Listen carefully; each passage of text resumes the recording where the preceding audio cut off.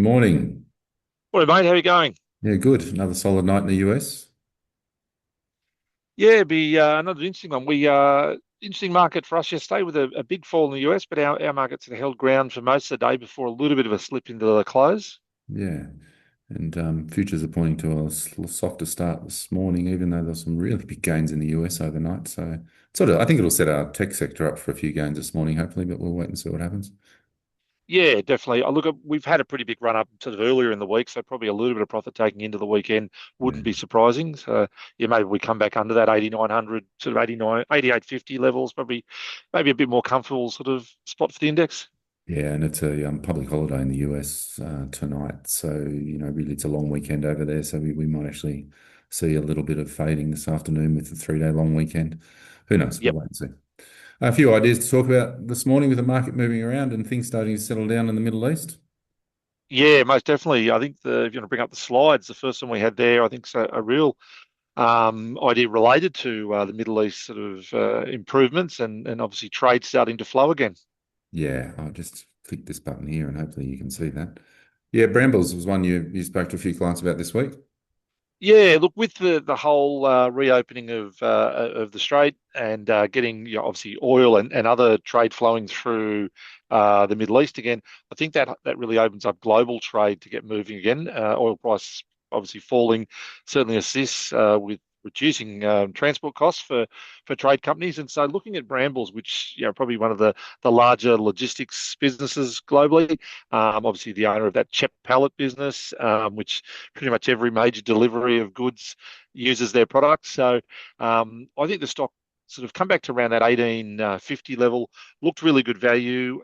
Few research targets and recent reports sort of have targets sort of into the 22, 2150 range from a couple of the major brokers. So really looking at the whole sort of global trade getting back to full capacity and some reduction in the cost of transport. So I really feel Brambles looks good value. So the trade I'd been putting out to clients was sort of selling the 1850 puts for July. You can sell, if you look at roughly that $100,000 of exposure, selling 50 contracts there, picking up sort of 30, 32 cents was roughly the sort of premium I'd be looking for out to the July expiry. So it's just under a month out to the 16th of July, 1850 put. And look, if you get the stock at 1850, fantastic. If not, some nice premium to pick up. For a couple of my clients, actually, we actually sold the $19 put because we really do want to try and get the stock. I think we've got around 60 cents Right. selling that $19 put for July on the basis if we can get the stock at 19 with that 60 cents of premium, we'd be pretty happy. Look, if we miss the stock, well, we'll take the 60 cents. It's some nice cash to pick up on 100 grand of exposure. Yeah. I mean, the consensus targets there says it all, and the technical chart next to it sort of shows it's a long way down on where it was pre-Iran. There's no reason now why it won't start moving back up again. So that's a great trade.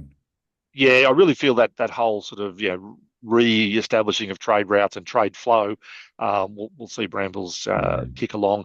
I suppose we've talked about this theme a little bit, Gav, Yeah. with Amcor as well. Yeah. That when trade starts to move and the cost of oil and other products related to it come down, obviously the packaging business and the like for Amcor will see a direct benefit as well. And if you look at Amcor's share price this week, I think from when we spoke about it last week, it's put on about $3 or $4. So definitely seeing that sort of Yeah. trade sort of move in the right direction. Yeah, and there's probably a few other stocks in the same sort of boat that got caught up in Middle East stuff that got sold off on the theme rather than the technicals of it. I mean, certainly MCOR is one of them, and it's already bounced back. Some of the Yeah. others that could start to see something like that. We had a little chat about James Hardy there before. What are your views on that one? Well, I suppose James Hardy's an interesting one. US housing sector. Look, obviously the no movement in rates this week in the US, but there is talk that I think about half the Reserve Bank or Fed Reserve Board are looking at thinking the next move will be up.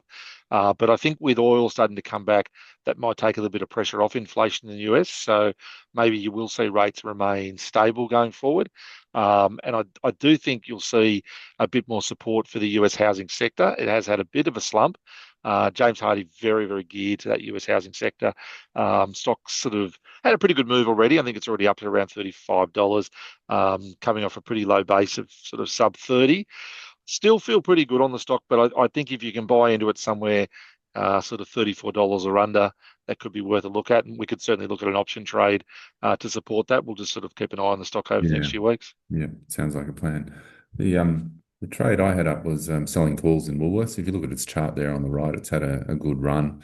Yeah. Consumer staples generally have a good run when there's sort of fear of things happening around the countryside, which is around the world, which has pretty much happened. But you can see there it's now well and truly at 12-month highs. It's at the top of its range for all the consensus targets as well, which for me are the triggers to start selling calls, particularly if if you bought it, a few months ago, you've had an incredible gain. If you bought it 12 months ago, you've had an even bigger gain. So it's a Yeah. good one to pick up some premium. It pays a reasonable premium. I priced some stuff up and did a couple of trades yesterday for clients, about $1 out of the money, and we're getting 25 cents premium. So, reasonable trade there and premium for that one. And most people have Woolworths in their portfolio as a defensive. So given it's had a run, it's not a bad one to consider. Yeah, it's not a great dividend paying stock, Willie. So, yield's pretty low. So, writing some covered calls, it's obviously on the basis of trying to almost double your dividend yield would be a good investment strategy to consider. Yeah. And you're right, with it at the top end of its range, I think if you didn't write calls here, you really are missing out on some great income. Yeah, that's. I mean, there's a bit of a story there about it. Could go a little bit further, but you're selling them at least $1 out of the money, so you still got plenty of upside if you wanted to. So yeah, it's a good one. Yeah, definitely. Mate, a couple of things, I suppose, just looking at the market. Resources obviously looks like they'll be under a little bit of pressure today, but they've remained really firm. Our leading resource companies, BHP and Fortescue, Rio, really been very, very strong. BHP hit record highs again this week. The big thing I'm watching with resources is the copper price. That's going to be the real driver for both BHP and Rio because both of them now have over 50% of their revenue coming out of copper. Iron ore has sort of slipped as being the dominant metal for our major resource stocks. So, watching that copper price and copper demand, obviously being driven by the AI and the data boom. So, certainly something to keep an eye on there for this support in that resource sector. And it's an interesting discussion to have there around, once upon a time, iron ore was a guide for those big material guys, which was totally driven by the Chinese economy, which has been, Yeah, internal consumption's been dropping for a long time. Now with copper, it's more global, more spread out, more diversified. It sort of puts a different perspective on those two big miners, that's for sure. So I yeah. think that's why you're seeing BHP in particular hit those record highs. And there's plenty of if the build out that they're talking about in data centers continues, there's plenty of upside there. So it'll be interesting to see how Yeah, it plays out in the next little while, or how much a fall in iron ore actually offsets it. So yeah, certainly worth watching. yeah, definitely. That'll probably be a real guide for the economy with, that copper price has become almost, the Australian government or the Australian economy is going to ride a little bit on the Yeah, copper price. Iron yeah, ore is sort of backed off as our main play. So, yeah, interesting to watch that going forward. yeah, for sure.